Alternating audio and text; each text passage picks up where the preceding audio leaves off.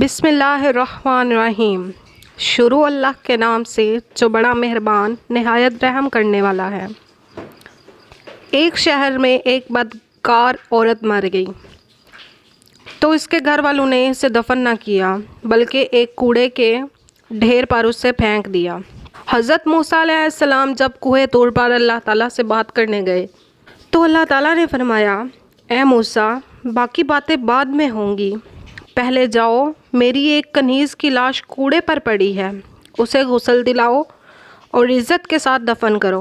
حضرت موسیٰ علیہ السلام کوہ طور سے واپس آئے اور شہر میں داخل ہوئے۔ تلاش کرتے کرتے ایک جگہ دیکھا کہ کوڑے پر ایک لاش پڑی ہوئی ہے اور اس کے ارد گرد کتے اس کی رکھوالی کر رہے ہیں تاکہ کوئی درندہ لاش کو پامال نہ کر سکے۔ حضرت موسیٰ علیہ السلام نے اس عورت کے گھر کا پتہ پوچھا تو ان سے کہا کہ لاش کو اٹھانے میں میری مدد کرو۔ عورت کے گھر والوں نے کہا کہ ہم اس لاش کے قریب بھی نہیں جائیں گے۔ یہ ایک بدکار عورت تھی جس نے اپنی ساری زندگی بدکاری میں گزار دی۔ پورے شہر میں کوئی بھی اس لاش کو اٹھانے کے لیے تیار نہ تھا۔ حضرت موسیٰ علیہ السلام اپنے بھائی حضرت ہارون علیہ السلام کے پاس گئے اور کہا کہ لاش اٹھانے میں میری مدد کرو۔ دونوں نبیوں نے لاش کو اٹھایا اور جب غسل دینے کی باری آئی تو شہر کی عورت بھی اس کو غسل دینے کے لیے رضامند نہ ہوئی۔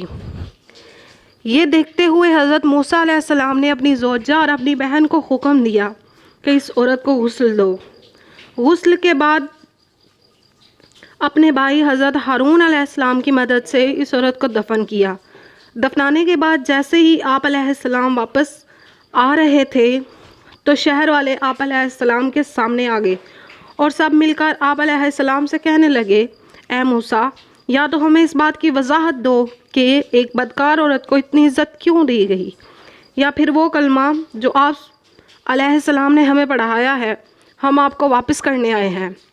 حضرت موسیٰ علیہ السلام نے لوگوں سے فرمایا، اے شہر کے لوگوں، جو حکم اللہ نے دیا میں نے اس کی تعمیل کی ہے۔ ہاں، اگلی بار جب میں کوہ طور پر جاؤں تو تم سب کو تمہارے سوال کا جواب مل جائے گا۔ یہ سن کر لوگ واپس چلے گئے۔ حضرت موسیٰ علیہ السلام کوہ طور پر گئے تو فرمایا، اے میرے پروردگار، اس شہر کے لوگ مجھ سے اس بات کی وضاحت مانگتے ہیں کہ ایک بدکار عورت کو اتنی عزت سے کیوں دفن کیا گیا۔ اللہ تعالیٰ نے فرمایا، اے موسیٰ، یہ عورت واقعی بدکار تھی اور اس کی ساری زندگی بدکاری میں گزر گئی، مگر ایک دفعہ یہ ایک ایسی جگہ سے گزر رہی تھی جہاں پر ایک کتا پیاس کی شدت سے مر رہا تھا۔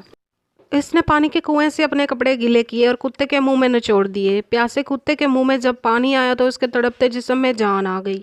مجھے عورت کی یہ رحم دلی پسند آ گئی اور میں نے اس کے سارے گناہ معاف کر دیے اور موت کے فرشتے کو حکم دیا کہ اس کی روح قبض کر ڈالو تاکہ آئندہ یہ بدکاری نہ کر سکے۔